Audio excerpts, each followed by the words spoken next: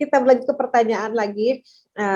Masuk ke pertanyaan tadi sempat ada pertanyaan jeda ya. Pertanyaan-pertanyaan yang ditujukan untuk hukum waris Islam, tapi selanjutnya ini ada pertanyaan yang mau raise hand sudah ngetek nih dari tadi. Bu Uneng sudah monitor belum Bu Uneng? Silakan Bu Uneng ajukan pertanyaannya, ditujukan kepada siapa? Langsung aja Bu Uneng. Oke, makasih. Assalamualaikum, Yun, Bu Dewi, Pak Indra. Ya, Bu Neng, sehat selalu Ibu. Amin. Mohon izin bertanya ya. Saya ada pertanyaan buat ke Bu Dewi dan Pak Indra. Tadi dijelasin sama Bu Dewi bahwa ke Bu Dewi dulu ya Bu ya. Oh, mangga. Tadi Ibu menjelaskan bahwa ahli waris itu harus ada pada saat meninggal, pasal 83 KUH Perdata. Yang ingin saya tanyakan, bagaimana dengan anak yang masih dalam kandungan? Ya. Kemudian ini ada beberapa pertanyaan Bu Dewi, nggak apa-apa? Oh iya, mangga. Kemudian bagaimana pembagian waris bagi pasangan yang menikah dengan beda agama? Nah, itu surat keterangan warisnya siapa yang bikin? Apakah dari kecamatan atau dibuat oleh notaris?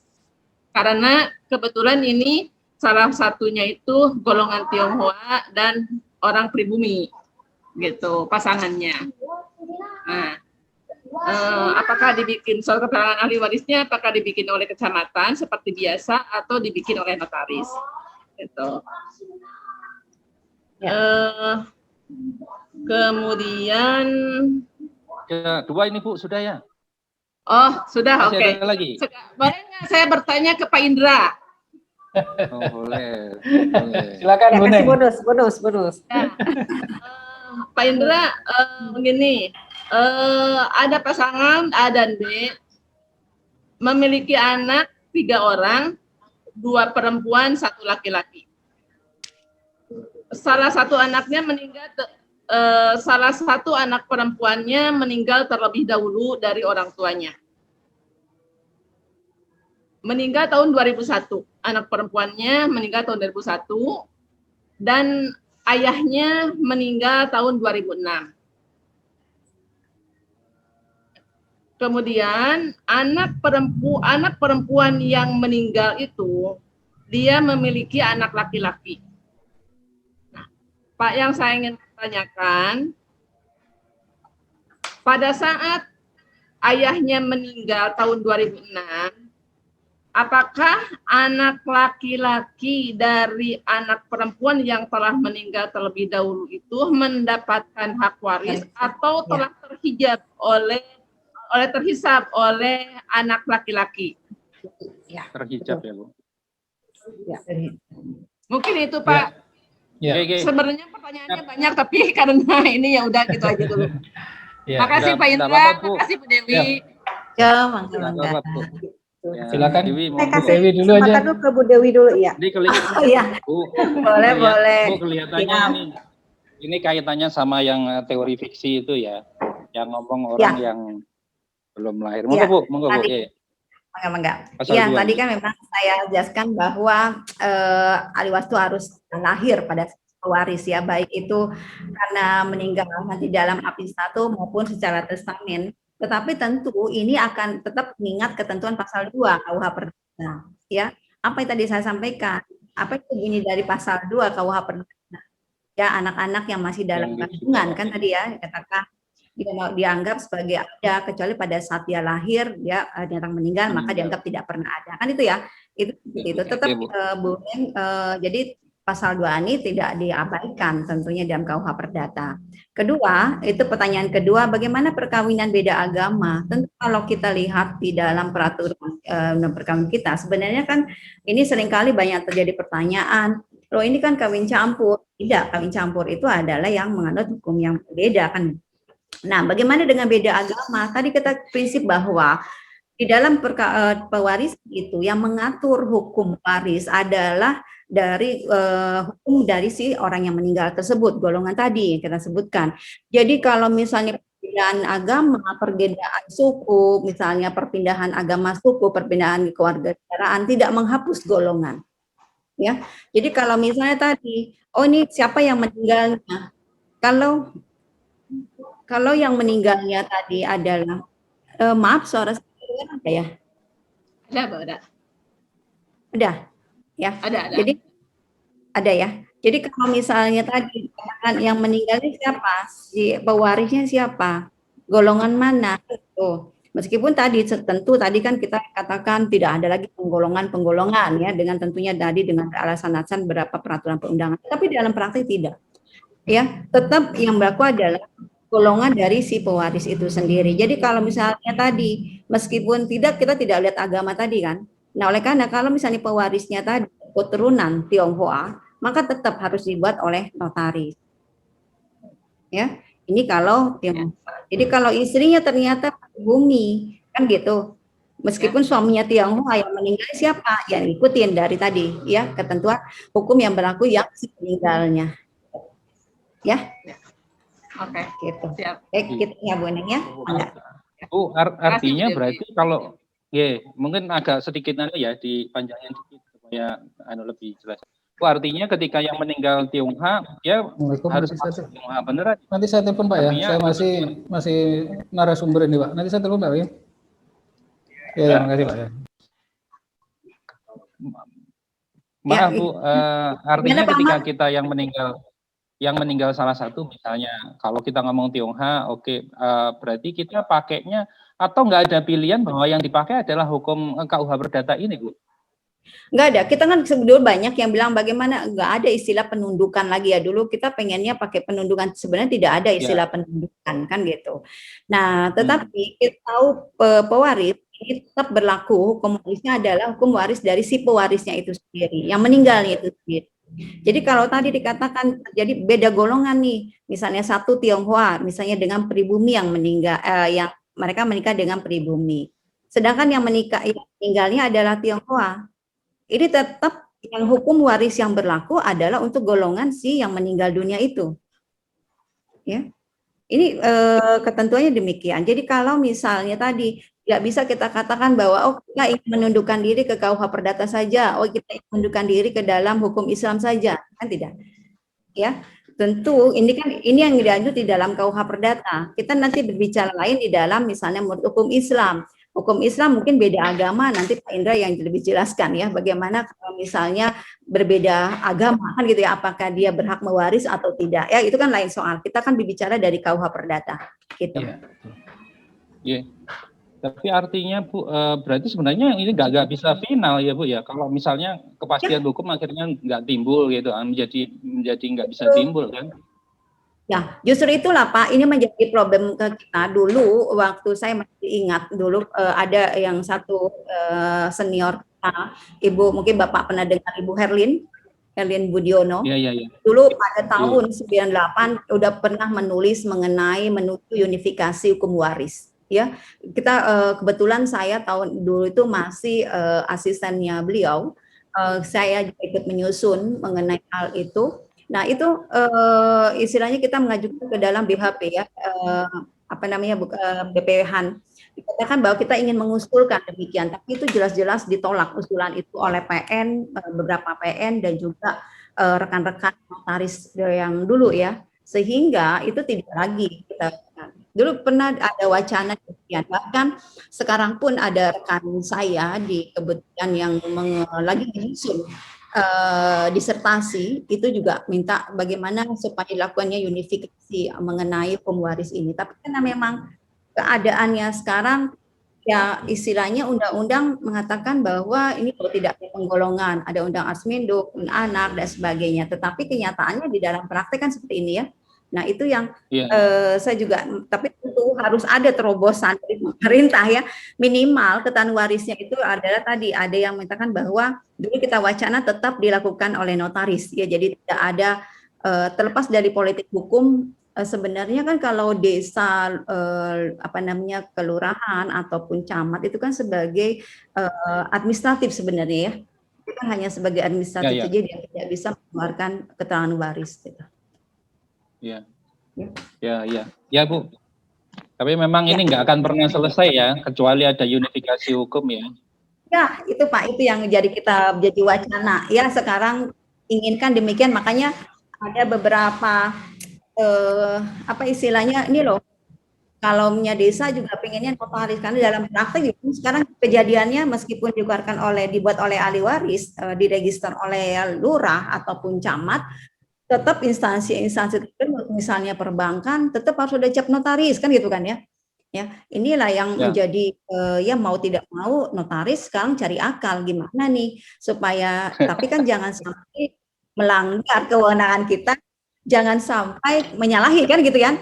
Tetapi bagaimana solusinya? Ya kita solusinya bikin apa namanya? Ya kalau saya pribadi ya bikin pernyataan waris tapi kita tidak bisa menentukan dasarnya apa ya, dasarnya dari keterangan dari kelurahan atau dari kecamatan itu kan.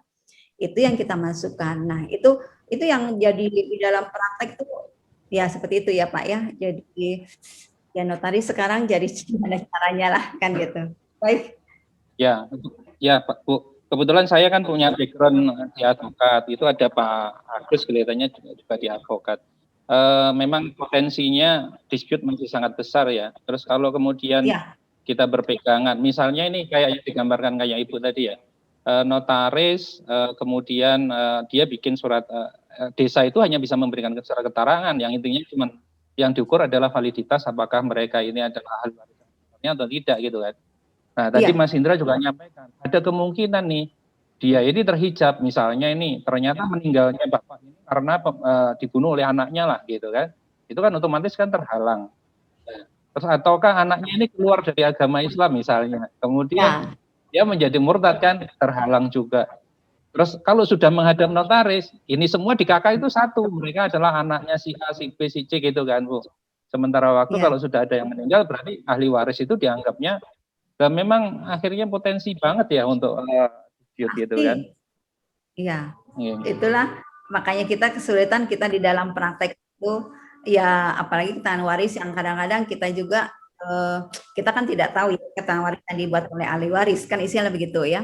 Keterangan ahli waris yang dibuat oleh ahli waris bagaimana kita bisa tahu dan sebagainya, kadang-kadang ya tetap kita bahkan di KUH untuk golongan-golongan yang keterangan warisnya dibuat oleh notaris pun kadang-kadang kan mereka mengaku ini loh istri saya satu-satunya, kemudian ini anak-anak saya, tiba-tiba ternyata keluar istri yang kedua dan muncul nih anak keluar kawinnya kayak gitu kan ya, muncul nih ada perkawinan kedua ketiga dan seterusnya, atau bahkan nih kadang-kadang ya mohon maaf teman-teman juga kadang-kadang ada yang tanya udah keterangan ahli warisnya sudah ada, tiba-tiba nih muncul loh dulu dia pernah nolak Bu, katanya ada penolakannya, itu aduh saya bilang lah harusnya dasarnya ini gimana? Karena gini Pak, kita diskusi aja ya. Karena di pengadilan pun ada yang nggak mau bikin penolakan sebelum keterangan waris dulu. Sementara kita keterangan waris itu dia menolak baru kita tetapkan di ahli waris kan gitu kan? Iya. Kan ini dalam praktek. Ya, pengadilan beberapa pengadilan di sini kita diskusi itu pengadilan nggak mau bikin penolakan kalau tidak ada keterangan waris. Ya. Mereka nggak mau nih. Betul. Nah, jadi setelah keterangan waris, barulah mereka menolak. Tetapi kalau kita lihat di KUH Perdata, apa arti menolak? Menolak itu dianggap bahwa dia tidak pernah mewariskan, gitu kan? Iya. Kalau di keterangan waris dulu dia menolak, berarti kan dianggap dia ahli waris dulu kan? Iya. Ya, ini yang nggak dipahami oleh pengadilan.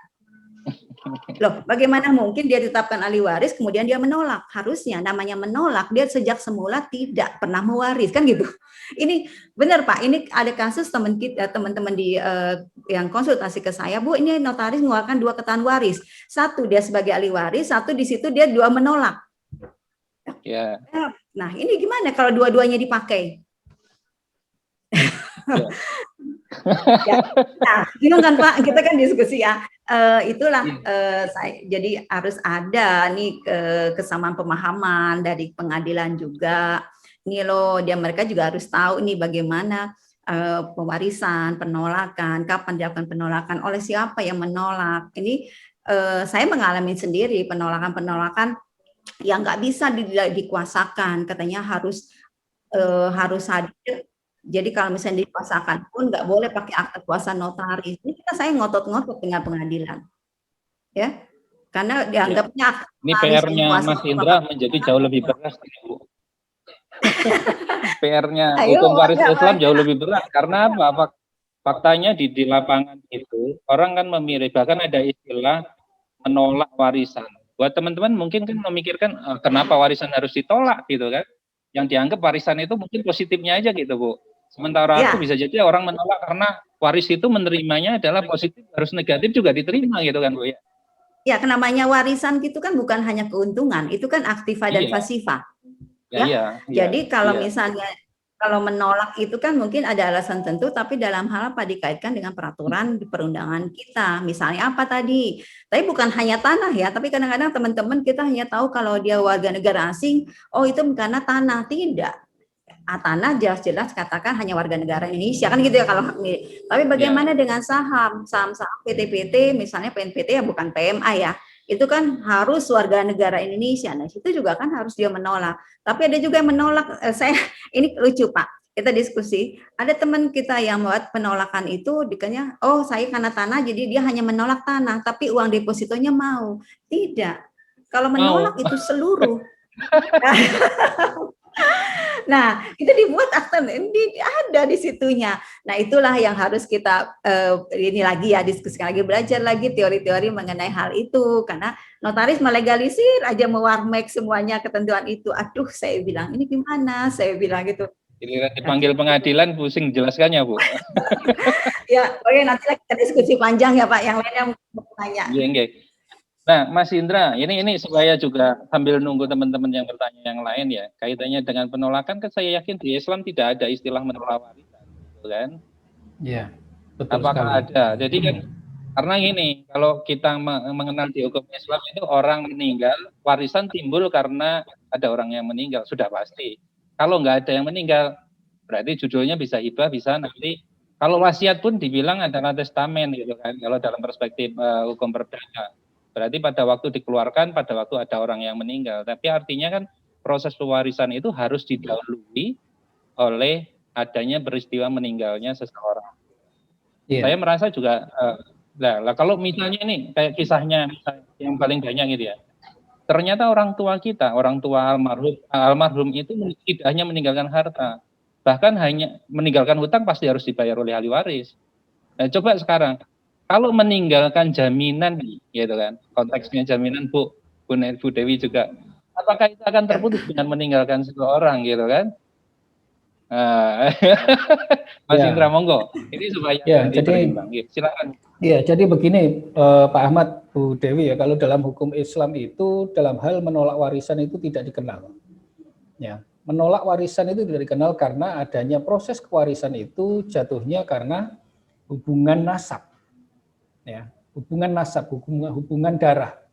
Sehingga apabila seseorang yang menganut hukum Islam, dia menolak warisan tersebut, maka dia tidak bisa kecuali termahjub atau terhalang menerima warisan.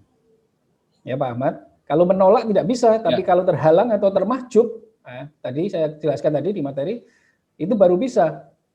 Nah, kalau dia mau menolak warisan, ya tunduklah dia pada hukum barat atau hukum perdata. Karena di hukum perdata mengatur tentang menolak warisan.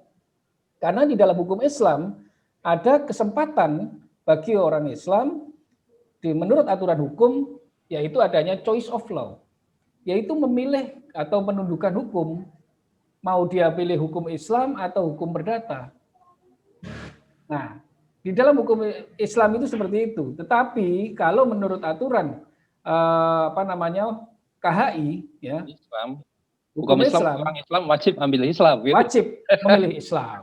Tapi ketika masuk di pengadilan, Pak Ahmad, ketika orang itu tunduk di dalam dia warga Muslim ya, orang turunan Muslim, ditawarin sama ini pengadilan, kamu bisa memilih mau pakai hukum Islam atau hukum perdata, begitu ya. Ya itulah yang dibilang Bu Dewi tadi tuh, bahwa faktanya di Indonesia ini untuk waris memang sangat masih plural gitu loh. Apalagi nanti ketika ada daerah-daerah tertentu yang masih memahami hukum adat gitu ya Bu ya. Iya. Orang hukum adat beberapa kan ada itu yang perempuan nggak dapat apa-apa. Nah, Material ya Pak ya. Gitu kan. Iya. Iya, yang matrinial itu. Nah, Bu, yang untuk yang jaminan tadi dalam perspektif perdata gimana Bu? Apakah itu bisa dilepaskan? Ya. Kalau misalnya namanya jaminan itu kan sifatnya asesor, ya kan? Ya. Namanya kita kembali kepada hukum jaminan kita. Jaminan itu kan sifatnya asesor. Kalau asesor berarti mengikuti perjanjian pokoknya, ya kan? Kalau perjanjian pokoknya ada, ya tentu tidak ada jaminannya misalnya dengan meninggal dunianya si penjamin kemudian utangnya lunas, kemudian itu tidak. Mengenai itu tetap melekat merupakan jaminan. Tetapi kita lihat nih kalau misalnya orang yang meninggal bukan berarti utangnya lunas kan gitu. Kedua, berarti yang ini kita lihat lagi karena dalam partai juga kemarin ada yang kasus kita di sini sama misalnya bagaimana kalau misalnya PT-nya bubar bukan berarti jaminannya juga kan gitu ya.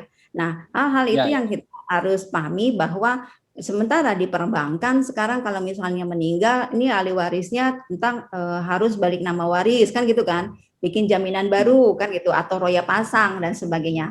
Nah, sementara kalau namanya ben waris atau misalnya itu kan hanya sifatnya administratif kan gitu. Sebenarnya kalau menurut kita, kan tadi kalau saya ngacu kepada teori mengenai peralihan hak, kapan hak itu beralih, kapan hak itu diperoleh, kan kita ada dua titel ya Pak ya. Ada titel khusus, ada titel umum. Titel khusus itu misalnya karena jual beli, hibah, tukar menukar, pembagian hak bersama. Kemudian ada titel umum. Titel umum itu yang menyangkut mengenai misalnya apa? Itu tadi, misalnya karena perkawinan, campuran, karena baik itu karena perkawinan ataupun maskap, kan gitu. Nah, jadi kita lihat jadi kalau misalnya karena kematian ini, jadi sebenarnya tidak perlu harus ada balik nama waris dan sebagainya ya kalau menurut pendapat saya karena dia ini dia sifatnya adalah deklaratif. Jadi sejak meninggal sebenarnya dia sudah beralih, tidak perlu lagi kata-kata dengan akta peralihan. Kan tidak perlu seharusnya. Tetapi masalah ketentuan di BPN untuk itu kan hanya administrasi saja ya. Jadi balik nama waris dulu, kemudian silakan mau di APHT ulang atau roya pasang itu silakan. Tetapi secara hukum itu tidak akan berakhir. Ya, jadi ini yang seringkali kita debat mengenai jaminan. Kadang salah BPN itu nih kalau misalnya ini harus BNR dulu, bayar pajak dulu, ini itu karena demi hukum tidak terjadi peralihannya kan itu. Dia sifatnya deklaratif. Ya, dia hanya deklaratif aja dengan hal itu dia tidak. Ya. Ini kalau konteksnya jaminan yang sifatnya kebendaan mungkin lebih mudah ya diukurnya Bu, karena dia tidak posisi jaminan ada di dan dia posisinya kreditor separatis ya. Tapi giliran kita ngomong jaminan perorangan misalnya, itu yang tadi menjadi panjang kan, sudah jamin orang ya, terus orang yang meninggal, harusnya kalau orang sudah meninggal itu pas loh. Ternyata fakta hukumnya kalau kita melihat itu nggak lepas sampai dengan anak turun yang akhirnya Ibu bilang tadi kan, masuk di dalam aktivitas dan pasifah gitu kan. Teman-teman sekalian, ini jangan saya mendominasi. Saya ingin bahwa teman-teman kita ini dalam diskusi kita faktanya ini kalau kita sudah masuk ke implementasi hitung-hitungan yang disampaikan Dewi tadi akan sangat butuh waktu gitu ya. Kelihatannya diskusi kita banyak ngomong masih konsep dan teori. Nanti kelihatannya Mbak Yuyun sama Mas Indra harus siapkan edisi kedua nih. Gimana menghitung prosentasenya yang 1/3, 1/6, 1/8, mau setengah itu nanti di edisi lanjutan. Berarti kita harus siapkan program edisi waris 2 gitu ya, Bu ya. Mau Ibu kan tetap bergabung sama kita. Oh, mangga nanti karena emang karena apa? Kita sangat berharap ini bisa pahami. Misalnya kayak tadi gambarannya Mas Indra gitu kan. Oh iya, sekarang ini anak meninggal, bapak meninggal, punya istri, ya terus punya anak, anaknya laki-laki asoba nih, ada perempuan dan laki-laki, laki-laki pasti asoba, apakah bisa pasti dapat banyak? Itu juga akan enggak, apakah teman-teman akan bisa terjawab? Tidak toh, sebelum kita menghitung yang sebenarnya. Yang dipikirkan kalau dapat asoba itu pasti lebih banyak itu. Faktanya asoba bisa jadi malah lebih sedikit gitu loh, karena sudah dihabisin. Yang dawil furud yang tadi yang sudah dibagi pakai prosentase, ternyata dia dapat setengah dulu, 1/4, 1/6, 1/8 gitu kan, 2/5. Nah itu yang harusnya kita memang nanti bentuknya workshop aja saran saya Bu Yun ya. Iya, siap. Jadi kalau workshop gitu kan teman-teman langsung menghitung prakteknya seperti apa tuh. Kita Bu Dewi nyiapin materi tentang kasusnya Perdata, nanti Mas Indra tentang kasusnya Waris Islam. Itu lebih asik kelihatannya. Iya, boleh. Mungkin yang lain-lain. Ya, karena kalau perhitungan angka kan bisa dibayangkan ya Pak ya. Iya, iya. Ini mungkin Pak Ahmad, Bu Dewi langsung ke pertanyaan ke peserta yang ada di room chat ya. Ya, boleh. Supaya ini waktunya kita tidak mengingat waktu ini. Sekalian saya menjawab pertanyaan dari Bu Uneng dulu. Tadi kan Bu Uneng sudah sempat tanya tentang bagaimana kedudukan anak dari istilahnya dari pernikahan AB ini, berarti kedudukan anak laki-laki, anak dari yang perempuan ini berarti cucu dia. Kedudukan cucu. Ya, ketika si ibunya ini meninggal dunia, maka siapakah pewaris? Di sini ketentuan di dalam hukum Islam kita lihat dulu zawil furudnya terlebih dahulu. Jika ada anak, maka posisi cucu di sini karena dengan meninggalnya si A, maka cucu tidak mendapatkan warisan. Ya. Tetapi si anak laki-laki pada tahun 2001 dengan meninggalnya orang tua yang pertama, ya, dia mendapatkan warisan. Siapa saja warisnya dari saudara perempuan ini yang meninggal dunia tahun 2001 ini? Pewarisnya adalah saudara perempuan satunya dengan saudara laki-laki plus anak dari anak dari saudara yang meninggal tersebut. Ada 3 ahli warisnya. Ya, sesuai dengan ketentuan hukum Islam bahwa dawil furud harus kita hitung terlebih dahulu berapa persentase perhitungannya. Saya setuju dengan Pak Ahmad tadi, langkahnya kita nanti akan membuat pertemuan yang berikutnya dengan cara menghitung berapa persentase bagian masing-masing ahli waris dengan harta yang ada. Begitu, ya. Demikian mungkin dari saya untuk pertanyaan dari Bu Uneng, Bu Yuyun. Ya, terima kasih Pak Indra, Bu Dewi. Ya, sekarang saya Pak Ahmad. Tadi ada penambahannya. Ini mungkin ada sedikit pertanyaan ini dari room chat ya, dari peserta, mungkin sedikit aja mengulas, karena memang nanti next kita akan membahas lebih jauh mengenai perhitungan-perhitungannya, tapi ini ada sedikit, mungkin tadi yang dicontohkan pemaparan dari Pak Indra ada sedikit ketidakjelasan gitu ya, dari Bu Ilma nih. Untuk contoh soal yang tadi penentuan tentang persentase berdasarkan jumlah anak gitu kan, yang tadi yang contoh yang tadi yang 800 juta, B mendapatkan 100 juta, C 700 juta, D, E semuanya 107 juta. Nah, itu sehingga totalnya 2 miliar kalau misalnya hitung-hitung. Itu asetnya hanya 800 miliar. Itu gimana? Mungkin ada pembagian yang lain yang belum disampaikan tadi. Iya, betul. Jadi begini, Bu Ilma dan Bapak Ibu sekalian, di dalam hukum Islam sudah jelas berapa porsi bagian masing-masing sesuai dengan derajat golongan masing-masing ahli waris. Contoh soal yang tadi saya berikan dengan harta kekayaan 800 juta itu hanya sebatas contoh, ya.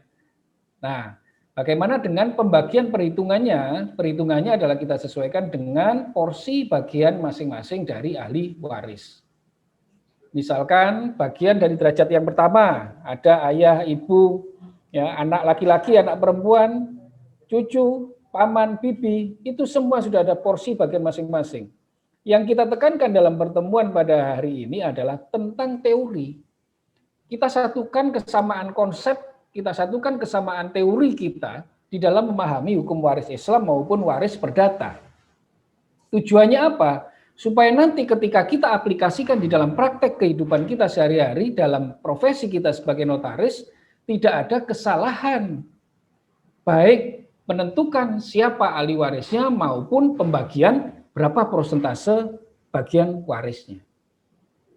Jadi pahami bersama bahwa tujuan pertemuan hari ini adalah kesamaan teori kita, ya, supaya nantinya ketika menjelaskan siapakah ahli warisnya dan berapa bagian masing-masing dari ahli waris itu kita sepemahaman.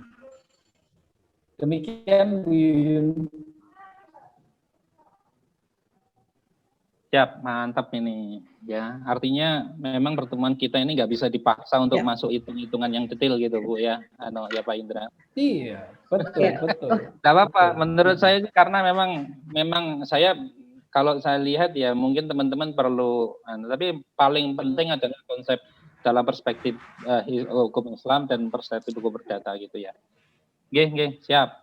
Monggo Mbak Bu Yuyun dilanjut di anunya yang lanjut nih mengenai apa ini dari Bu Olive ya. Nah, Bu, ini menarik. Apakah anak luar kawin dapat mewarisi harta dari bapaknya?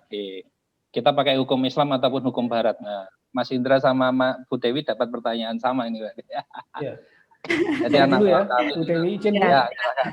Siap. Anak luar kawin apakah dia berhak mewaris? Pertanyaannya demikian. Secara hukum Islam, secara hukum syar'i yang ada di dalam Al-Quran, As-Sunnah, ataupun ijma' para ulama, ketentuan bahwa warisan ini dilihat dari nasab. Ya. Artinya apa? Ketika perempuan itu hamil dan tidak dinikahi secara syar'i, ya, maka janin atau anak tersebut yang lahir pada saat ibunya belum dinikahi oleh siapapun, maka anak itu bernasab kepada ibunya saja.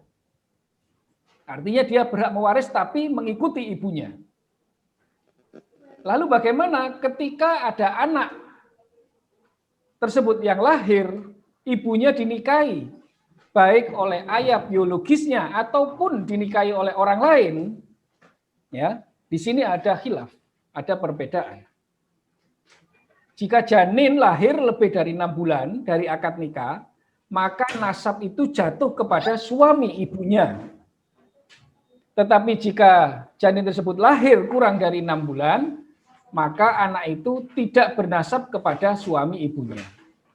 Ya, di dalam hukum Islam artinya tetap mewaris bagaimanapun juga, karena adanya hubungan nasab atau hubungan darah. Demikian yang bisa saya jawab dari hukum Islam. Silakan Bu Yuyun. Oh, jawabannya tegas gitu.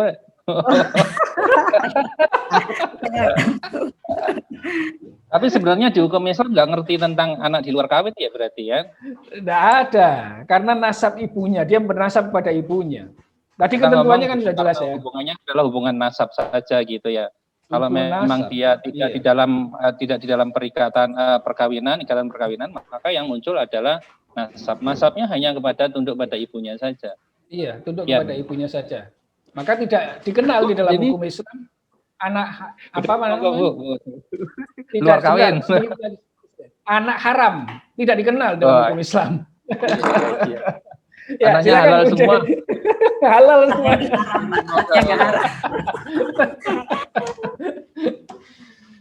Maka Bu Dewi. Ya, baik. Terima kasih. Kalau kita bicara dari hukum perdata, tadi dikatakan bahwa ahli waris itu punya hubungan darah, baik dari pensah maupun yang luar kawin, kan gitu kan? Tadi saya sampaikan. Nah, tentu nanti ini berbeda dengan nanti persepsi kita bahasa hukum dengan bahasa sehari-hari ya. Ini anak luar kawin kan tentu kalau di KUH Perdata beda antara anak luar kawin itu artinya apa kan gitu ya, perkawinan sah dan tidak sah. Nanti kan ada yang disebut dengan anak zina, anak alam kan gitu ya. Tapi kadang-kadang kita menyamakan semuanya anak luar kawin. Ya, tapi itu yang memang harus kita pahamin dulu. Tetapi di dalam KUH Perdata ini anak luar kawin ini mewaris ya, rutin diberikan hak mewaris tadi ya, karena tadi kita lihat di dalam pasal 862 KUH Perdata. Tetapi kalau kita mengacu juga di dalam undang-undang perkawinan ya, di dalam pasal 43 dikatakan bahwa ini anak luar kawin ini hubungannya mempunyai hubungan perdata dengan ibu dan keluarga dari ibunya, kalau demikian kan. Tetapi kalau menurut pasal di dalam KUH Perdata 280 itu dikatakan bahwa hubungan perdata dengan ayahnya, ini kan pertanyaan dari ayahnya ya. Hubungan perdata dengan ayahnya itu baru lahir kalau ada pengakuan, ya, pengakuan ayahnya. Jadi tentu pengakuan ini bisa dilakukan dengan akta otentik maupun dimasukkan di dalam testamen atau surat wasiat pengakuannya tersebut. Nah, oleh karena itu dia bisa memasukkan misalnya dalam testamen dia mengangkat dia sebagai mengakui anaknya, kemudian boleh memakai nama ya nama keluarga dari ayahnya. Nah, jadi kalau kita lihat nanti di dalam praktik tentu teori pengaku anak luar kawin ini juga sudah jelas ya di dalam KUH Perdata. Kemudian bagaimana anak-anak luar kawin yang diakui oleh ayahnya tersebut berhak mewaris atau tidak. Kalau kita katakan tadi yang mewaris dari ayahnya tentu adalah anak yang diakui. Tetapi kalau kita lihat lagi nanti dalam pembagian, kapan anak luar kawin itu diakui? Kan kalau misalnya ada perkawinan pertama, perkawinan kedua dan seterusnya itu berbeda-beda ya. Kalau diakui sebelum perkawinan maka itu bisa tidak kan ada ketentuan bahwa dia tidak boleh merugikan ya ahli waris lainnya. Nah itu nanti kita bicara mengenai bagian-bagiannya dan itu berbeda. Bagaimana kalau anak luar kawin itu diakui pada masa perkawinan orang tuanya yang tadi itu si ayahnya? Tentu karena tadi mengacu asas bahwa dia tidak boleh merugikan ahli warisnya, maka dia tidak akan berhak untuk mewaris ya. Jadi nah itu. Jadi untuk bagian-bagiannya tentu nanti saya berikan mengenai anak luar kawin berapa bagian dan sebagainya, tetapi dari pertanyaannya ini apakah dia berhak mewaris dari ayahnya, ya tentu dia kalau dia diakui oleh ayah biologisnya baru dia berhak untuk mewaris gitu ya. Top ini lengkap ya, ini secara konsepnya udah pas ya. Lanjut. Malah terpana. Oke. Ini ada beberapa pertanyaan mungkin tadi sudah sedikit disinggung juga ya. Ini assalamualaikum dari Bu Nur Hayati ya. Bu Yuyun saya izin ya. Boleh. Nanya, adakah batasan? Makanya Pak Indra dan Bu Dewi izin gitu. Nanya ya, adakah batasan untuk pembuatan wasiat bagi umat Islam? Dan ya berarti secara konteksnya sudah umum kalau perdata. Monggo Mas. Ya, saya dulu secara Islam, nanti Bu Dewi wasiat secara perdata, tapi sedikit saja Bu ya. Kalau wasiat sebenarnya kalau kita kupas banyak sekali wasiat itu. Saya pernah mengupasnya bersama dengan Pak Winanto waktu itu. Nah, jadi nanti kita bahas di sesi yang berikutnya saja wasiat, tapi dikupas sedikit saja secara perdata. Ini sekarang saya bahas secara Islam. Bagaimana agama Islam meninjau tentang pembuatan wasiat. Sebenarnya Mas Indra, sorry. Ini sebenarnya cukup batasannya tok nih yang iya, kalau tentang nanti Pak secara keseluruhan panjang Pak. Ini saya berikan batasan-batasan saja. Oke. Ya. Siap. Kita lihat di dalam penjelasan pasal 49 huruf C, ya. Undang-Undang Nomor 3 Tahun 2006 tentang perubahan Undang-Undang Nomor 7 Tahun 89 tentang peradilan agama. Ya. Jelas kalau peradilan agama itu mengatur tentang hukum Islam. Di dalam Undang-Undang Nomor 3 Tahun 2006 itu ya disebutkan bahwa yang dimaksud dengan wasiat ini adalah perbuatan seorang memberikan sesuatu benda atau manfaat pada orang lain atau lembaga badan hukum yang berlaku setelah yang memberi tersebut meninggal dunia. Ya. Bagaimana ketika batasannya berapa bagian sih yang bisa diberikan dalam membuat surat wasiat tersebut? Ya. Kita lihat di dalam pasal 195 ayat 2 kompilasi hukum Islam. Kita tadi kan sudah menjelaskan bahwa yang dipakai sebagai dasar aturan di dalam hukum Islam adalah kompilasi hukum Islam. Wasiatlah 1/3 dari harta apabila semua ahli waris menyetujuinya. Ya, ingat paling banyak 1/3, tetapi hal itu pun jika semua ahli waris menyetujui. Ya, itu diatur di dalam kompilasi hukum Islam. Demikian Pak Ahmad batasan-batasan dalam membuat wasiat secara Islam. Nah, ini timbul mau Bu Dewi langsung. Saya sebenarnya langsung ada pertanyaan. Biar Mas Indra dulu. Biar Mas Indra dulu. Tak komen dulu nih. Menarik soalnya kalimatnya gini. Berarti kan batasannya, kalau kita ngomong batasannya yang boleh adalah 1/3 dari harta yang dimiliki oleh pewaris gitu. Almarhum gitu kan yang memberikan warisan. Tapi ada catatan kan tadi Mas Indra. Loh, tapi atas persetujuan ahli waris. Lah pertanyaannya, ini kan dirumuskan, wasiat itu bisa dirumuskan sepengetahuan dan tidak sepengetahuan ahli waris. Terus apakah memungkinkan misalnya ya, setelah ahli waris ini wasiat ini berjalan saat ada orang meninggal dunia, ahli waris yang lain tidak setuju dengan wasiat itu? Ya, kalau di dalam hukum Islam tidak seperti halnya hukum perdata yang mengenal secara holografis, ya, testamen holografis, terlalu rahasia dan umum. Kalau hukum Islam, dia dalam mewasiatkan sesuatu tersebut, harta tersebut, tetap aturan yang dipakai dalam hal ini jika pengadilan agama adalah kompilasi hukum Islam. Ya. Dalam pasal 175 tadi, maksimal 1/3 dari harta yang diberikan. Artinya apa? Ada kemungkinan dari ahli waris yang lain untuk dapat menyetujui atau tidak menyetujui terhadap pemberian hal itu.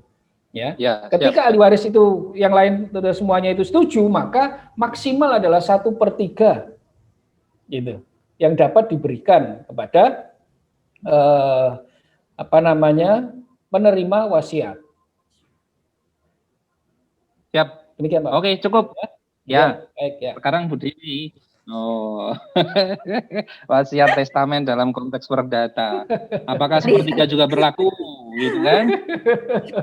Baik, tadi yang saya sampaikan Pak Indra, ada sesi khusus yang memang wasiat sangat banyak ya, karena harus paham, karena kita memang harus membedakan dengan wasiat dalam hukum Islam, sama-sama saling berbeda. Tadi kan hukum Islam bahwa boleh tapi dengan persetujuan kan gitu ya. Sementara dalam KUH Perdata kita tahu bahwa namanya wasiat adalah keinginan terakhir dari si pemberi wasiat untuk mengatur mengenai harta peninggalannya, atau kita sebutkan isi wasiat. Kalau dalam KUH Perdata ini secara umum kan ada yang satu abstelling, ada yang lehat, ada yang kodisil kan gitu, masing-masing mungkin berisi hal yang berbeda akibat hukumnya. Tetapi ada di dalam KUH Perdata itu ada syarat-syarat si pemberi wasiat, kemudian syarat-syarat penerima wasiat itu juga ada diatur ya. Kemudian bagaimana kalau penerima wasiatnya itu misalnya telah dihukum pidana karena memang ada rencana pembunuhan ataupun dan sebagainya. Tetapi yang pokoknya adalah bahwa di KUH Perdata kita kenal adanya larangan umum dan larangan khusus. Ya, larangan umum dan larangan khusus. Larangan umum ini adalah kalau dilanggar maka wasiat batal, kan gitu. Tetapi kalau larangan khusus ini kalau dilanggar, ini wasiat ini tidak batal, ya. Tetapi hanya ketentuan-ketentuan ya, wasiat yang melanggar itu gugur atau tidak berlaku. Misalnya apa? Misalnya adalah larangan umum tadi. Ini ada ketentuan. Saya jadi ada juga terima akte wasiat yang dibuat oleh pasangan suami istri, gitu ya. Padahal jelas dalam KUH Perdata dikatakan bahwa wasiat tidak boleh dibuat oleh dua orang secara bersama, ya. Tetapi itu saya terima wasiat suami istri. Saya itulah yang kadang-kadang saya agak-agak sedih gitu ya. Kenapa nggak baca dulu? Mungkin mereka mau meninggal barengan gitu Bu, karena itu tadi cinta seumur hidup gitu. Gitu kan? Kalaupun misalnya memang suami istri ingin membuat wasiat, tapi harus sendiri-sendiri kan gitu kan? Bagian mereka mewasiatkan bagian yang menjadi haknya tentunya. Tapi ya itulah tadi, itu kan jadi syarat batal kan gitu istilahnya. Jadi menjadi batal, atau misalnya ada juga wasiat yang fidel pos misalnya, atau misalnya lompat tangan.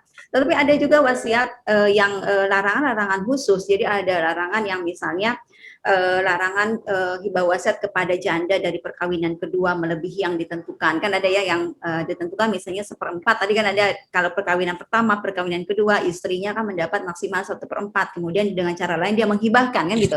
Nah, itu yang dilarang secara khusus, sehingga kalau larangan khusus ini dilanggar, maka wasiatnya tetap ada. Tetapi ketentuan-ketentuan itu yang menjadi tidak dapat dijalankan. Tadi yang sampaikan bahwa wasiat itu kan boleh diberikan kepada siapapun. Tadi kan dikatakan kalau di dalam hukum Islam, intinya kan kalau, ya mohon koreksi ya Pak Indra ya, kan wasiat itu kan harus bukan ke ahli waris kan gitu ya istilahnya ya, kecuali dengan persetujuan kan gitu. Tetapi kalau di dalam KUH Perdata kan boleh ke siapa saja, baik mungkin hubungan darah maupun tidak kan gitu. Nah oleh karena itulah yang hal-hal yang kita tahu, kemudian berapa bagiannya boleh nggak, misalnya seluruhnya ya silahkan kan gitu. Boleh nggak hanya 1/2, hanya itu juga silakan. Itu kan keinginan terakhir. Tetapi inilah notaris juga, kita sebagai notaris juga memberikan pengertian-pengertian. Ini apakah ada yang katakan bahwa wasiat ini punya nggak akibat hukum, misalnya jadi punya kayak semacam punishment gitu ya. Jadi kalau tidak dijalankan dia punya hukuman, tidak kan gitu ya. Itu kan semacam beban moral, apakah wasiat itu dapat dijalankan atau tidak oleh ahli warisnya kan gitu. Tetapi oleh karena itulah maka dia boleh nih misalnya memberikan wasiatnya itu kepada, oleh karena itu ada bahasa misalnya tadi yang kita sebut dengan abstelling, pengangkatan waris. Jadi saya angkat satu-satunya ahli waris saya yaitu si A misalnya kan gitu kan. Berarti dia kan tidak. Nah, hal itu dia boleh saja, tetapi ada batasan-batasan yang undang-undang sudah melindungi bagaimana dengan ahli waris yang hak-haknya dilanggar, yang kita sebut dengan mutlak, ya hak mutlak atau LP tadi. Itulah nanti pada saat wasiat itu terbuka, pada saat itu dilakukan pemisahan pembagian harta benda warisan, itu yang kita gunakan, apakah harus imbreng, korting dan sebagainya. Itu yang agak-agak rumit untuk kita melakukan pemisahan pembagian real ya. Dalam arti real, hartanya ada deposito, ada utang, ada apa dan sebagainya gitu. Ya. Jadi itu yang larangan umum dan larangan khusus. Selebihnya sih ada beberapa ketentuan-ketentuan yang lain, ya tentu wasiat diikuti sesuai dengan prosedur tentunya. Bagaimana? Karena yang udah kita notaris membuat akta wasiat dalam bentuk wasiat umum atau terbuka ini, kadang-kadang kan sudah jelas ya, wasiat yang dalam KUH Perdata itu kan ketentuannya memaksa. Ya, itu ketentuan memaksa. Bagaimana prosedurnya? Notaris harus membacakan kembali keinginan-keinginan, kemudian saksi dan sebagainya. Inilah yang seringkali diabaikan oleh notaris, padahal itu sudah jelas, urutan pembuatan wasiat itu sudah jelas. Pertama kali dia harus menjelaskan, pertama kali dia notaris mengkonsep, kemudian membaca kembali, menegaskan kembali betul nggak ini wasiatnya, kan gitu. Itu yang harus, kenapa? Akibatnya menjadi batal. Kalau prosedur itu tidak ya, misalnya turun derajatnya menjadi bawah tangan, misalnya bagaimana? Misalnya di dalam akta wasiat, bagaimana urutan penandatanganan, kan gitu kan? Ya, kalau di akta partai biasa kan biasanya dibacakan oleh saya notaris, maka kita juga para penghadap, para saksi, notaris menandatangani. Tetapi dalam wasiat kan tidak. Undang-undang KUH Perdata sudah bilang urutannya apa? Yaitu para pemberi wasiat, saya notaris, baru saksi. Itu kan sama sekali tidak banyak orang yang tidak paham mengenai akhir akta dari akta wasiat. Itu, tapi kalau untuk larangan tadi yang Bapak tadi sampaikan, ya itu kita hanya mengenal larangan umum dan khusus saja. Itu ya Pak Ahmad. Ya, artinya dalam konteks pembatasan sebenarnya tidak ada di dalam konteks hukum perdata ya Bu ya? Ya, pembatasan tadi hanya larangan umum dan khusus. Khususnya tadi beberapa tadi ya tidak diberikan kepada janda dari perkawinan kedua yang melebihi bagian yang telah ditentukan. Tapi akibatnya tidak batal wasiatnya. Tapi hanya ketentuannya itu saja, gitu ya. Ya Bu. Ya Pak. Mantap. Keren memang. Bu Yuyun, kita sampai jam berapa ini? Kelihatannya tambah semangat ini yang lain, tapi diem aja.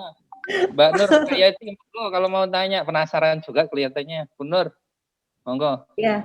Bu, ini ada yang lanjut nih, masih ada yang bertanya. Kalau ini Mas Indra juga ya, dalam perspektif poligami, bagaimana konteksnya nih pewaris dalam perspektif hukum Islam dan hukum perdata?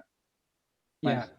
Saya dulu secara hukum Islam, bagaimana hukum Islam ini melihat perkawinan poligami ini, apakah dia berhak mewaris istri yang kedua, ketiga, dan keempat. Ya, ingat di dalam hukum Islam kita diperbolehkan menikah lebih dari 1 sampai ke 4. Ya. Kelima tapi yang keempat boleh ya? Yang keempat saja Pak, maksimal 4 Pak. Bonus.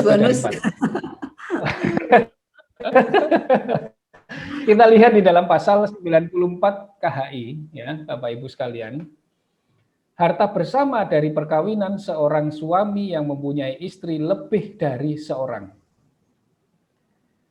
Masing-masing terpisah dan berdiri sendiri.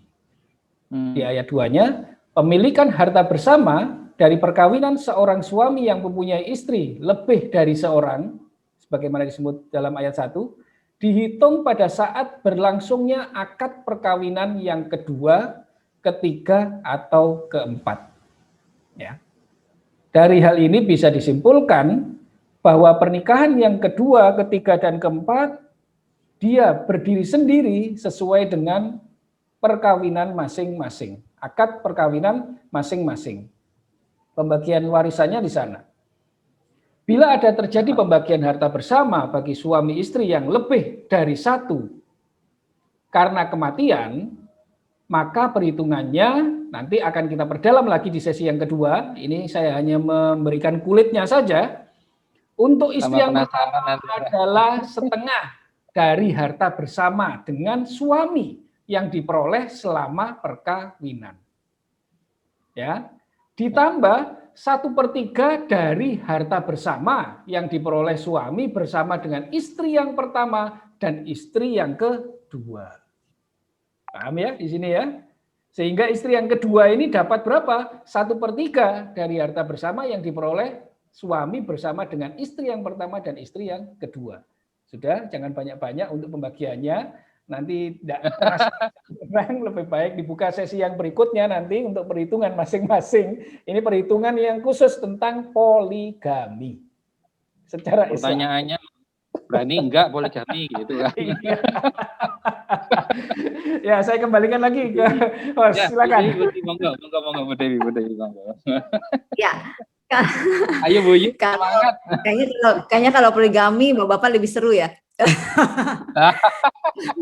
Kalau saya no komen Baik, kalau perkawinan ini dalam KUH Perdata kita mengacu tentu tidak menganut sistem poligami gitu kan ya dalam KUH Perdata itu, tapi di KUH Perdata itu diatur mengenai perkawinan maksud dari perkawinan 1, kedua, ketiga dan seterusnya itu bukan berarti poligami ya, tetapi ada batasan-batasan pembagian kalau bagian istri pada perkawinan pertama misalnya nih kalau tanpa wasiat atau secara administratif dia merupakan bagiannya sama dengan anak-anak sah kan gitu.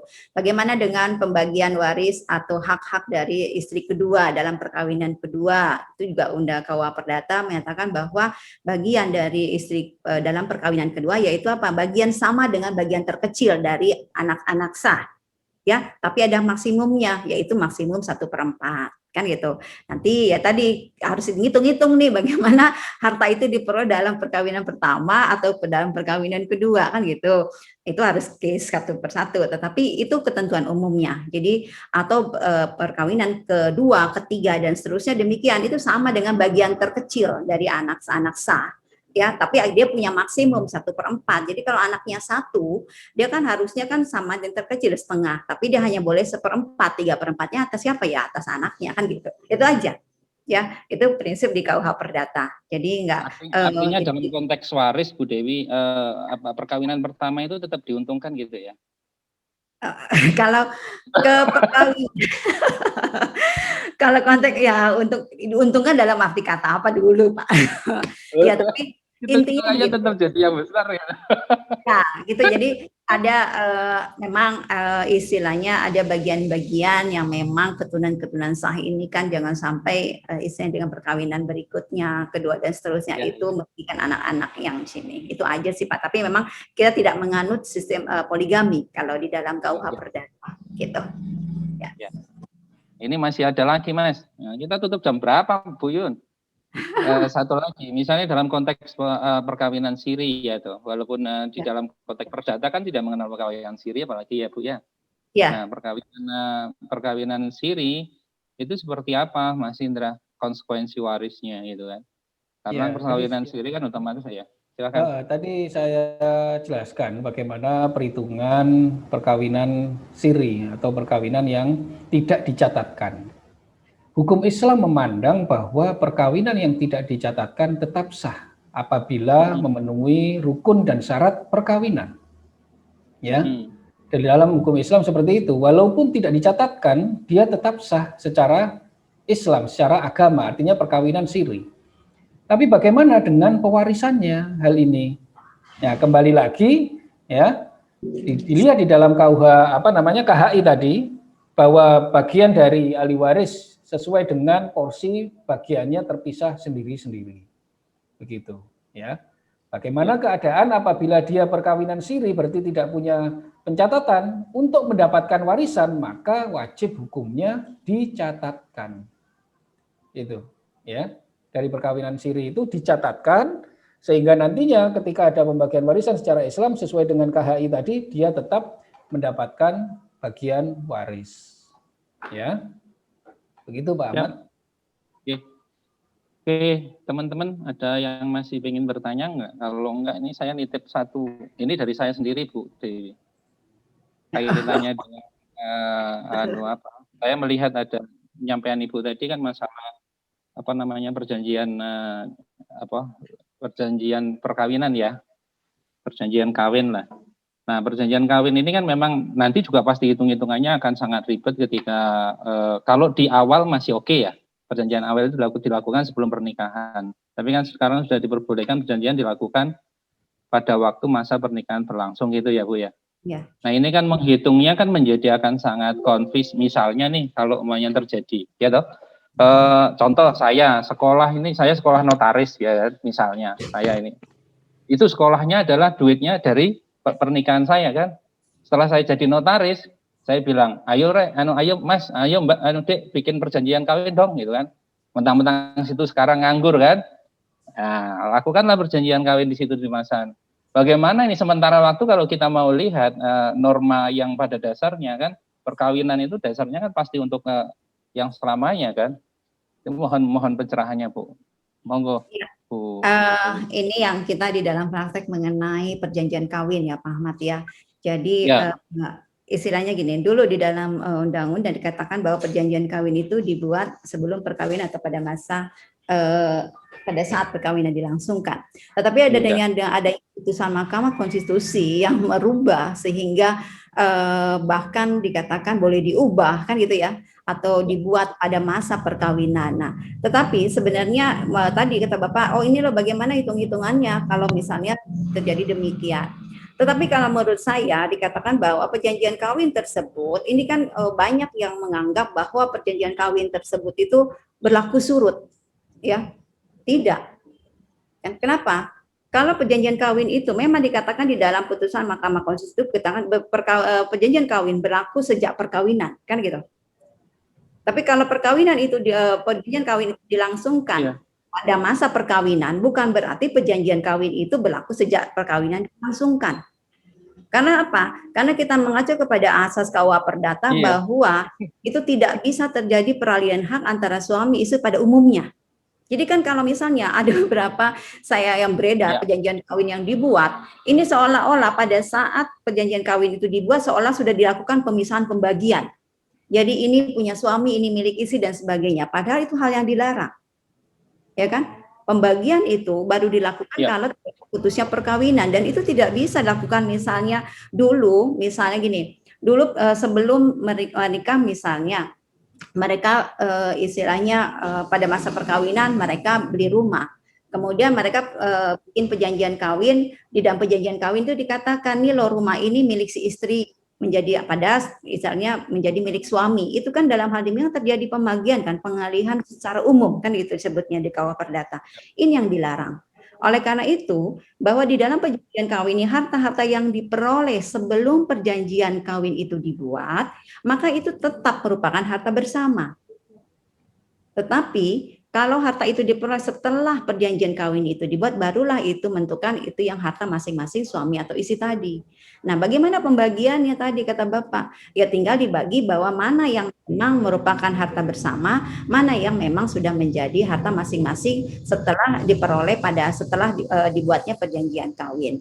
Tentu untuk hitung-hitungan ya mungkin nanti tadi ya Pak ya tadi masalah materi berapa-berapanya ya nanti tinggal itu. Tapi itu secara prinsip, karena di dalam praktek ini banyak perjanjian kawin yang seolah-olah dengan dibuatnya perjanjian kawin ini udah dibagi-bagi. Ya. Ada tanah misalnya 4, 1 untuk istri, untuk suami, untuk istri, untuk suami. Ini kan nggak bisa terjadi peralihan pada umumnya. Itu yang dikatakan di dalam ketentuan umum di dalam suatu KUA Perdata. Misalnya tidak ada hibah antara suami istri atau pembagian harta suami atau istri. Ya, itu banyak Pak di dalam praktek. Jadi seolah-olah itu berlaku surut karena MK mengatakan itu berlaku sejak perkawinan dilangsungkan. Ya, Siap, Bu. Nah, ini kaitannya karena apa? Ternyata di balik hukum perdata dan hukum Islam, salah satu yang sangat nanti mempengaruhi timbulnya masalah kebijakan dan ketentuan tentang perjanjian kawin ini kan, Bu. Faktanya nanti itu sangat mempengaruhi. Nah, teman-teman juga saya berharap ini bisa dipahami bersama bahwa ketika hukum Islam pun muncul ya ada perjanjian kawin, apakah akan seperti ini? Apakah seperti yang dijelaskan Mas Indra? Pasti akan berbeda itu konsekuensinya. Nah, ini bagian daripada diskusi kita yang tadi disampaikan Bu Dewi sama Mas Indra, saya kira sangat menarik. Saya sebagai pemicu supaya ini cerita seru, Bu. Nanti kita berharap bisa ketemu, teman-teman lebih penasaran lagi, diketemu, dihitung-hitungan. Nanti insya Allah Bu Yuyun, Pak Indra ya, mending modelnya workshop, jadi nanti kita nggak terlalu banyak, maksimal 30 peserta, kita bagi 10, misalnya 10 satu peserta, sehingga sangat bisa membuka mana materinya tentang hitung-hitungan seperti yang digambarkan Mas Indra sama Bu Dewi. Bu Yuyun, saya kok jadi yang karena saya sangat terus terang, Bu, saya ingin belajar banyak ini lah. Kalau misalnya ada klien nanya kan saya bilang, wah ini saya mudah ini, wah ngitungnya tinggal nama Bu Dewi sama Mas Indra gitu. Terima kasih Pak Ahmad sudah membantu. Ini mungkin untuk menghilangkan kepenasaran nih dari peserta karena sudah menulis juga di chatroom ya. Sedikit aja mungkin mengulas sebelum kita tutup ya. Karena tadi kita 30 menit sebelumnya sudah mulai, jam 1 tepat kita sudah mulai tadi. Nah, ini dari Bu Wulangi biar tidak penasaran ya, saya bacakan dulu ya. Assalamualaikum. Seperti halnya kita tahu bahwa warisan itu bukan hanya saja harta benda dan hutang, tapi merupakan suatu warisan ya. Ahli waris juga berhak menolak. Jika terjadi pewarisan hanya tersisa hutang, apakah mungkin ahli waris yang untuk menolak waris? Dalam hal ini harta warisan untuk pewaris habis karena dipakai untuk pengobatan dan lain-lain. Ini penolakan untuk hutang mungkin seperti itu. Saya rangkum lagi ya untuk biar sekalian dijawabnya. Kita nih sebagai notaris tidak semuanya mengerti mengenai hukum Islam karena tidak semuanya notaris beragama Islam, mungkin seperti itu ya pertanyaannya dari Pak Antonius bahwa apakah setiap orang yang membuat keterangan waris di hadapan notaris maka berlaku pula ada hukum BW, mengingat tidak semua notaris memahami hukum Islam. Itu mungkin mohon tanggapannya Ibu sama Pak Indra ya. Kemudian saya langsung sekaligus aja ya biar satu kali ini. Kemudian mengenai tadi juga kaitannya juga dengan pernikahan, kalau dalam Islam ada poligami, kalau di dalam BW kan tidak ada poligami tapi pernikahan satu, kedua dan seterusnya. Bagaimana apabila dalam pernikahan kedua ternyata sebelum menikah si istri sudah dibelikan rumah dan harta lain-lain dalam satu aset ya, apakah suami meninggal apabila suami meninggal, apakah pemberian itu semua juga dibagi kepada istri pertama gitu kan, seperti itu. Itu mungkin silakan dari Pak Indra dulu bisa berikan tanggapannya. Sekaligus apa namanya ya. Penutup ya dari saya ya, karena sudah sore. Ya sebelum presentasi. Ya, jadi sekali lagi saya kembalikan kepada teman-teman sekalian bahwa mempelajari hukum waris Islam, hukum perdata itu sangat penting buat kita bersama. Tujuannya adalah supaya kita tidak sampai salah di dalam menerapkan peraturan yang kita berikan kepada para penghadap. Nah, terutama untuk pembagian golongan ahli waris yang sudah saya paparkan dari siang tadi, bahwa ada pembagian secara dzawil furud, lalu ada ul arham dan asobah, yang mana semua ketentuan derajat itu sudah ada porsinya masing-masing yang ditentukan oleh baik mulai dari Al-Quran, As-Sunnah maupun kompilasi hukum Islam. Sekarang bagaimana kita notaris untuk menerapkan ini di dalam praktik kita ketika ada pertanyaan dari klien kepada kita, berapa bagian ahli waris dan berapakah perhitungan bagian ahli waris ya, siapakah ahli waris dan berapa bagian dari ahli waris. Nah, dengan mengetahui hal ini tentunya nanti Bapak Ibu sekalian dari materi yang sudah ada bisa kita pelajari bersama, dan juga untuk episode yang kedua kita belajar lagi bagaimana cara perhitungan harta warisan apabila kita buat acara seperti adanya workshop dan segala macam untuk mengetahui berapa jumlah warisan dan siapa sebagai ahli warisnya. Ya, Pak Ibu sekalian, saya mohon maaf sekali lagi apabila ada kesalahan dari saya, letaknya dari saya, ya, semuanya saya kembalikan kepada Allah Subhanahu wa taala sebagai petunjuk yang sebenar-benarnya di dalam hukum Islam. Ya. Demikian Bu Yuyun dari saya, Bu Yuyun. Pak Indra, maaf nih, terima kasih atas jawabannya. Sekarang sudah closing statement ya tadi. Untuk selanjutnya dari Bu Dewi, silakan Bu. Ya, baik. Tadi memang sudah dijelaskan mengenai apa yang dimaksud dengan warisan, ya. Tadi kan sudah dijelaskan. Jadi warisan itu bukan hanya keuntungan saja, tetapi aktiva dan pasif, baik untung maupun rugi. Nah gitu. Jadi tidak bisa wali waris itu hanya mau pasifnya saja atau aktifnya. Tadi yang berkaitan dengan pertanyaan tadi, gimana nih? Memang betul wali waris itu diberi hak untuk melakukan penolakan, menolak, ya. Tetapi menolak itu harus tahu apa akibat hukum dari suatu penolakan. Nah, menolak berarti kan dianggap di KUH Perdata tentunya adalah dianggap dia tidak pernah mewaris. Ya.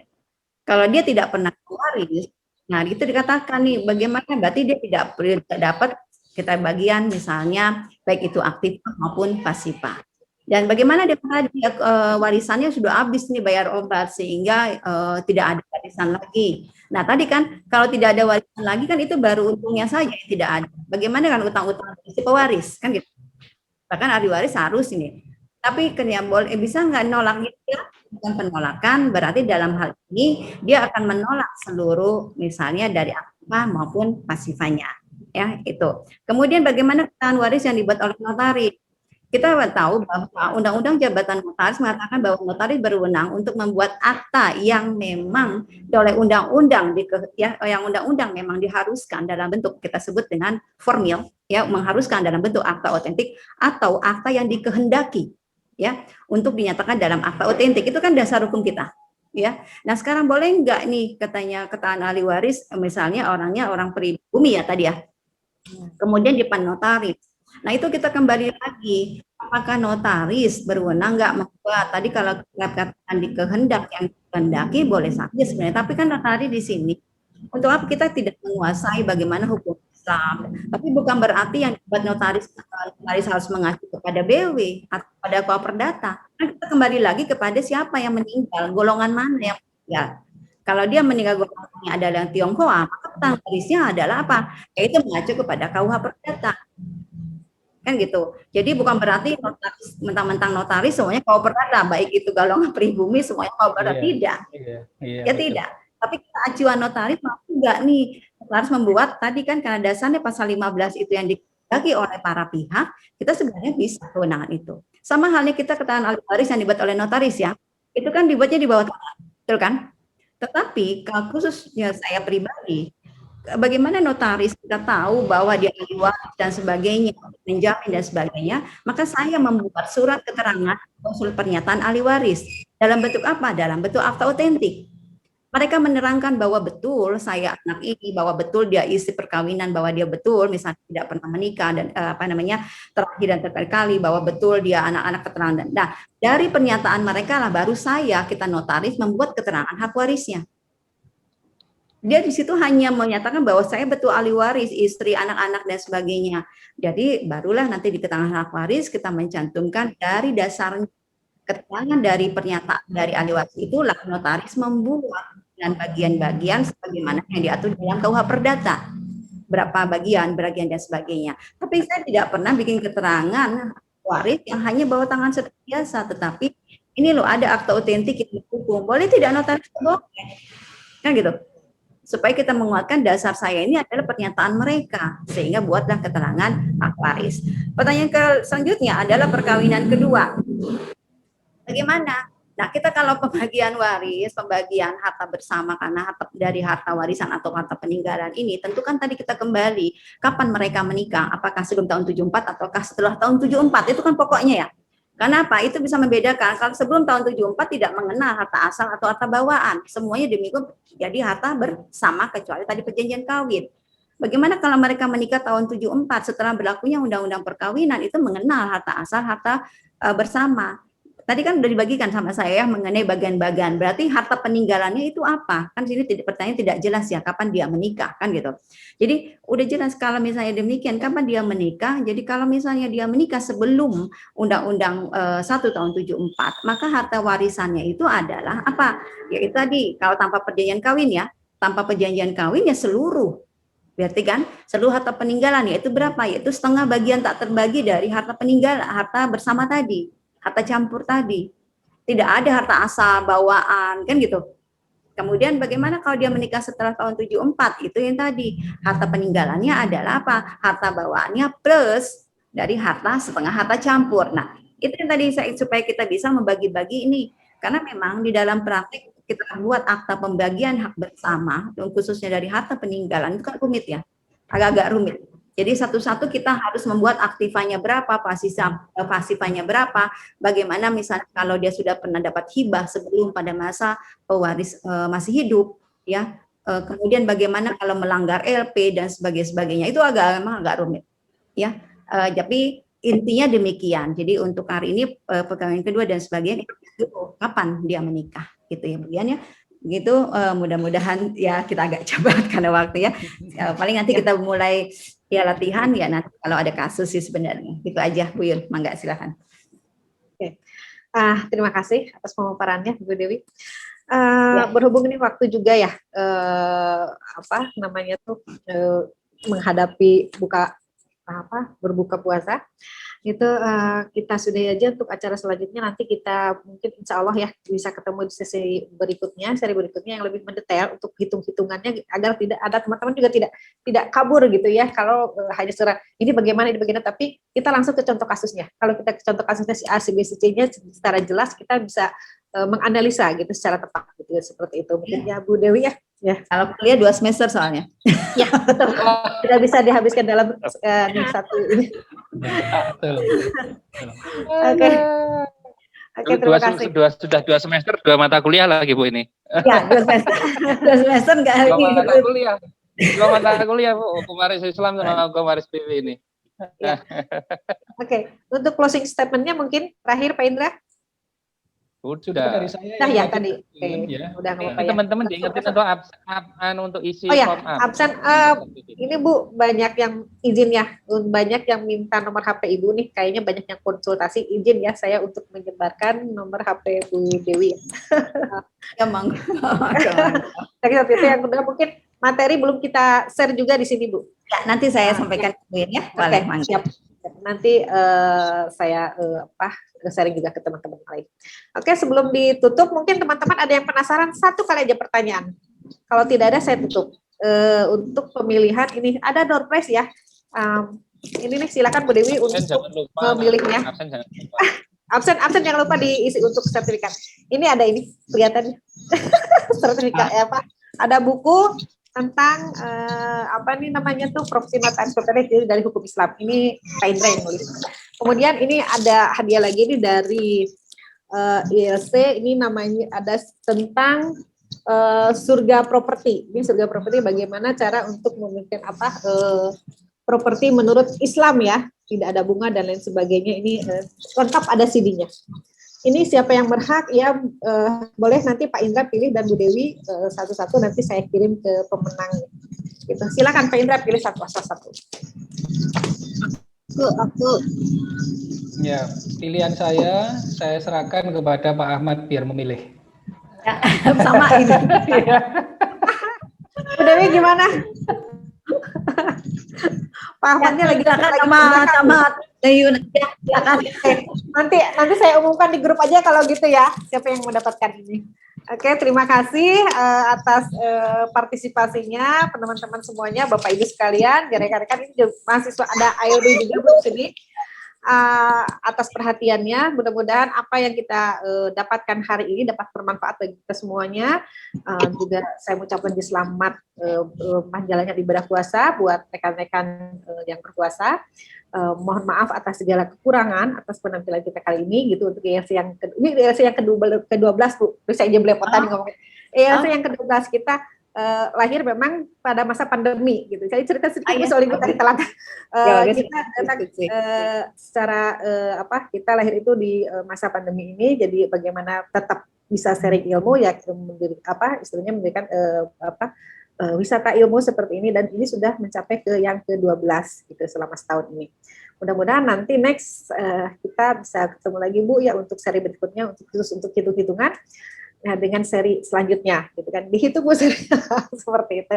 Karena di sini ada 5 Bu. Saya perkenalkan dahulu ya untuk ketuanya. Di sini ada Pak Indra, ketuanya gitu ya, dari ILC. Kemudian ada sekretarisnya itu Pak Noval. Pak Noval, halo gitu ya.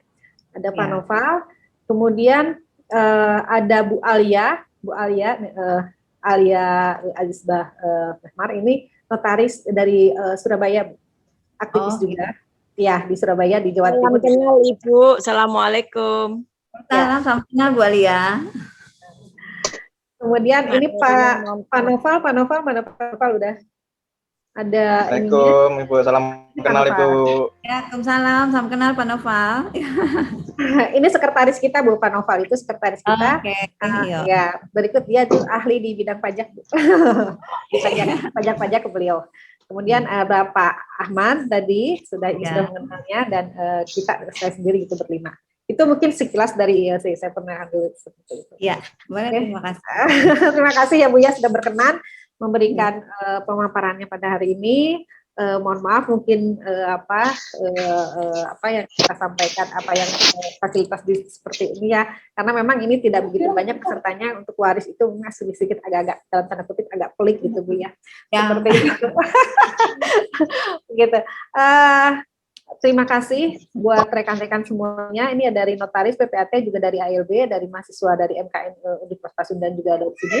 Terima kasih atas kehadirannya, atensinya, partisipasinya. Mungkin next kita akan bertemu lagi insya Allah.